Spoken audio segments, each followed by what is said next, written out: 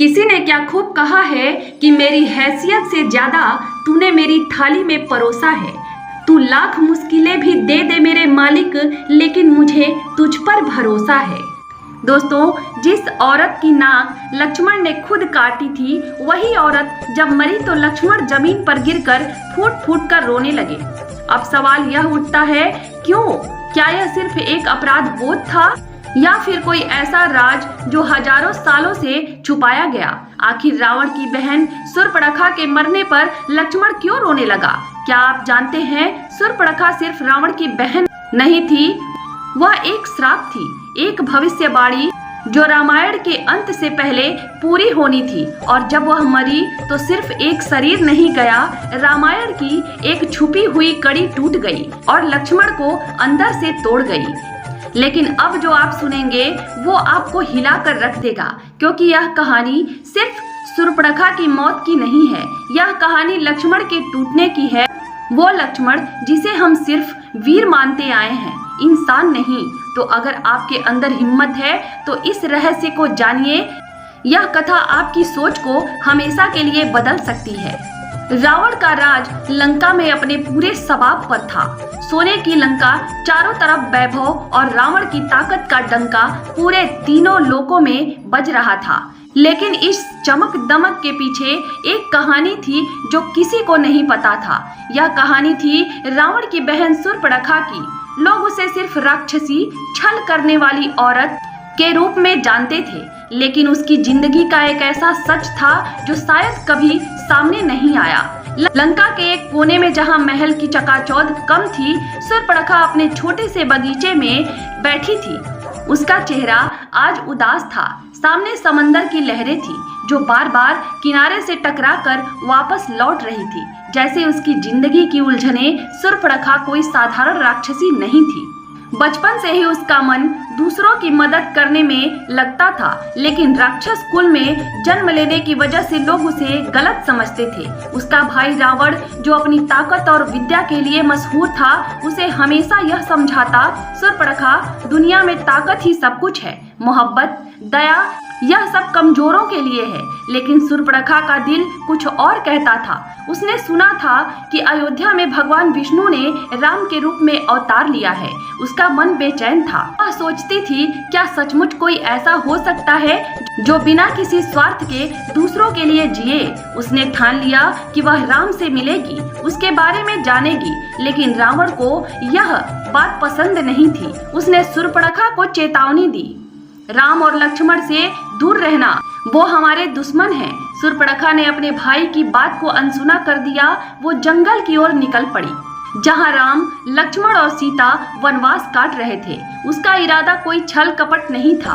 वो बस राम को देखना चाहती थी, उसकी बातें सुनना चाहती थी। लेकिन जब वह पंचवटी के जंगल में पहुंची तो कुछ ऐसा हुआ जिसने उसकी जिंदगी को हमेशा के लिए बदल दिया। लक्ष्मण, जो हमेशा सतर्क रहते थे, उसे देखते ही भांप लिया कि वह राक्षस कुल से है। शूर्पणखा ने राम से मिलने की इच्छा जताई, लेकिन लक्ष्मण को उस पर भरोसा नहीं हुआ। बातों बातों में गलतफहमी हुई और गुस्से में लक्ष्मण ने अपनी तलवार उठा ली। शूर्पणखा डर गई, लेकिन उसने हार नहीं मानी। उसने कहा, मैं सिर्फ राम जी से मिलना चाहती हूँ, मेरा कोई बुरा इरादा नहीं है। लेकिन लक्ष्मण का गुस्सा ठंडा नहीं हुआ। उस जंगल में जहाँ शांति का राज होना चाहिए था, एक गलतफहमी ने सब कुछ उलट पुलट कर दिया। शूर्पणखा की बातें अधूरी रह गई और उसकी जिंदगी का एक नया अध्याय शुरू होने वाला था। एक ऐसा अध्याय जो न सिर्फ उसकी बल्कि राम, लक्ष्मण और रावण की जिंदगी को भी बदल देगा। पंचवटी का जंगल, चारों तरफ हरियाली, चिड़ियों की चहचहाहट और बीच में एक छोटी सी कुटिया जहां राम, सीता और लक्ष्मण रह रहे थे। शूर्पणखा धीरे धीरे उस कुटिया की ओर बढ़ रही थी। उसका दिल जोर जोर से धड़क रहा था। वह सोच रही थी, क्या राम वाकई वैसा है जैसा लोग कहते हैं? क्या वह मेरे राक्षस कुल को देखकर मुझे तुच्छ समझेंगे? लेकिन उसका मन बार बार यही कहता था कि उसे राम से मिलना ही है। जैसे ही वह कुटिया के पास पहुंची, लक्ष्मण की नजर उस पर पड़ गई। लक्ष्मण, जो हमेशा राम और सीता की सुरक्षा को लेकर चौकन्ना रहते थे, ने उसे देखते ही तलवार खींच ली। रुको, तुम कौन हो और यहाँ क्या करने आई हो? उनकी आवाज में शक्ति थी। सूर्पणखा ने अपने हाथ जोड़ लिए और बोली, मैं सूर्पणखा हूँ, रावण की बहन, बस प्रभु राम से मिलने आई हूँ। मेरा कोई बुरा इरादा नहीं है। लक्ष्मण का चेहरा और सख्त हो गया। रावण की बहन, और हमें भरोसा करे कि तुम्हारा इरादा साफ है। राक्षसों की चालाकी हमें अच्छे से पता है। सूर्पणखा ने नजरें झुका ली। उसे पता था कि राक्षस कुल की बदनामी उसका पीछा नहीं छोड़ेगी। फिर भी उसने हिम्मत जुटाई और बोली, लक्ष्मण जी, मैं सिर्फ प्रभु श्री राम की भक्ति और उनके उपदेशों को सुनने आई हूँ। क्या आप मुझे एक मौका नहीं देंगे? तभी कुटिया के अंदर से राम की शांत आवाज गूंजी, लक्ष्मण, मेहमान को रोकना उचित नहीं, उन्हें अंदर आने दो। लक्ष्मण ने भौहें तान कर सूर्पणखा को देखा, लेकिन राम की आज्ञा का पालन करते हुए रास्ता दे दिया। सूर्पणखा का दिल खुशी से भर गया। वो कुटिया के अंदर पहुंची जहां राम और सीता बैठे थे। राम का चेहरा इतना शांत और तेजस्वी था कि सूर्पणखा एक पल को ठिठक गई। उसने झुककर प्रणाम किया और बोली, प्रभु, मैं आपके दर्शन के लिए आई हूँ। मेरा कुल भले ही राक्षसों का हो, लेकिन मेरा मन आपके चरणों में है। राम मुस्कुराते हुए बोले, कहो सूर्पणखा, मन की शुद्धता ही सच्ची भक्ति है। तुम्हारा कुल या तुम्हारा रूप मायने नहीं रखता। बोलो, क्या चाहिए? का मतलब है अपने कर्तव्यों का पालन करना बिना किसी घृणा किए। ताकत तब सार्थक है जब वह दूसरों की भलाई के लिए हो। यह सुनकर सूर्पणखा का मन हल्का हो गया। लेकिन तभी लक्ष्मण, जो बाहर खड़े सब सुन रहे थे, को गुस्सा आ गया। उन्हें लगा कि सूर्पणखा कोई चाल चल रही है। वो अंदर आए और बोले, भैया, इस राक्षसी पर भरोसा करना ठीक नहीं। यह रावण की बहन है, जरूर कोई साजिश लेकर आई है। सूर्पणखा ने गहरी सांस ली और कहा, लक्ष्मण जी, मैं जानती हूँ कि मेरा कुल आपको शक पैदा करता है, लेकिन मैं प्रभु श्री राम के सामने सच्चाई की कसम खाती हूँ कि मेरा इरादा साफ है। राम ने लक्ष्मण को शांत किया और कहा, लक्ष्मण, हर किसी को अपनी बात रखने का हक है। सूर्पणखा को एक मौका दो। पंचवटी का जंगल अब पहले जैसा शांत नहीं था। हवा में एक अजीब सी बेचैनी थी। सूर्पणखा राम के सामने बैठी थी। उनके शब्दों को एक एक करके अपने मन में उतार रही थी। राम की बातें सुनकर उसे लग रहा था जैसे उसका सारा जीवन एक भटकाव था और अब जाकर उसे सही रास्ता दिख रहा है। लेकिन लक्ष्मण की नजरें अभी भी सूर्पणखा पर टिकी थी, जैसे वह उसकी हर हरकत को भांप रहे हों।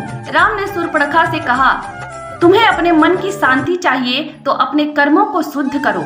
राक्षस हो या मानव, हर जीव में भगवान का अंश होता है। सूर्पणखा ने सिर झुकाया और बोली, प्रभु, मैं चाहती हूँ कि मेरा जीवन अब धर्म के रास्ते पर चले।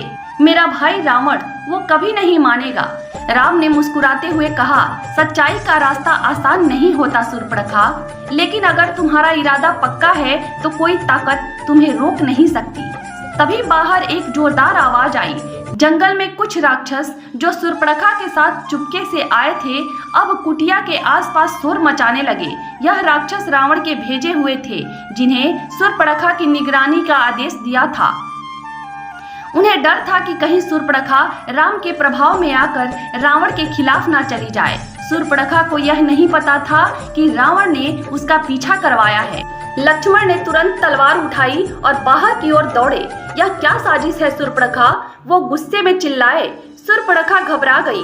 उसने कहा, लक्ष्मण जी, मुझे नहीं पता यह राक्षस कौन है। मैं तो अकेली आई थी। लेकिन लक्ष्मण का गुस्सा अब हद पार कर चुका था। उन्हें लगा कि सूर्पणखा ने छल से उन्हें फंसाने की कोशिश की। राम ने लक्ष्मण को रोकने की कोशिश की, लेकिन तब तक लक्ष्मण उन राक्षसों पर टूट पड़े। जंगल में तलवारों की आवाज गूंजने लगी। सूर्पणखा डर के मारे कांप रही थी। उसने राम से गुहार लगाई, प्रभु, मुझे बचा लीजिए, मैंने कोई साजिश नहीं रची। राम ने उसे शांत किया और कहा, सूर्पणखा, सच्चाई हमेशा सामने आती है, डरने की जरूरत नहीं।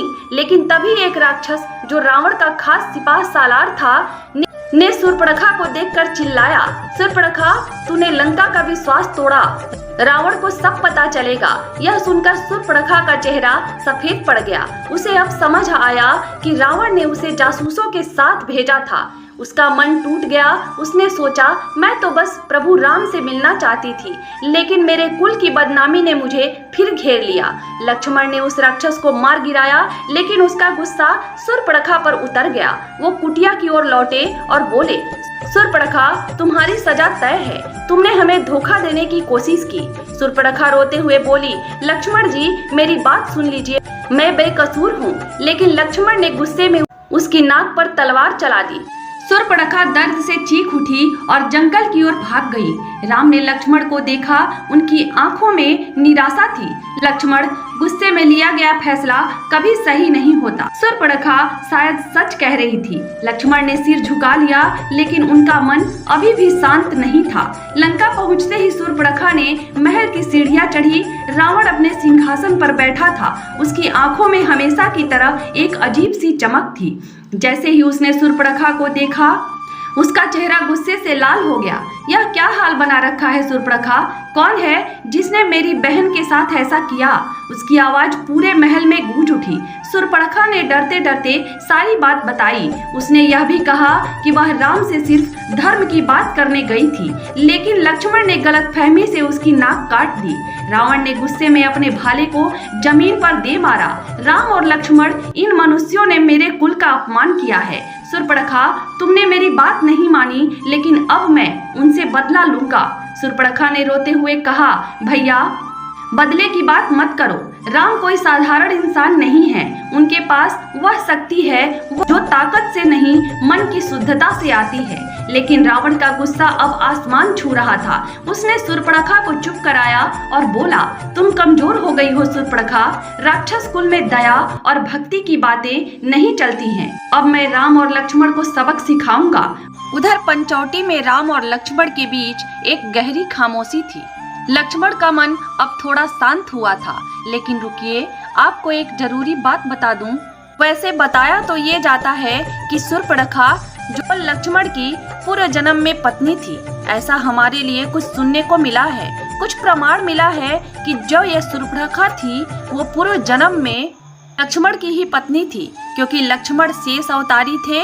उस समय ये लक्ष्मण की पत्नी थी, लेकिन ये उस समय जब शेष की पत्नी थी तो पराये नाग से, किसी दूसरे नाग से यानी पर पुरुष से मिलन कर रही थी। फिर किसी ने आकर के शेष को बताया कि तुम्हारी पत्नी जो है वो व्यभिचारी कर रही है। उस समय शेष जी ने फिर अपनी पत्नी से पूछा, क्या तुम व्यभिचार कर रही हो, पराये नाग से मिलकर आई हो? जवाब दिया, ऐसा नहीं है, ये कोई झूठ बोल रहा है।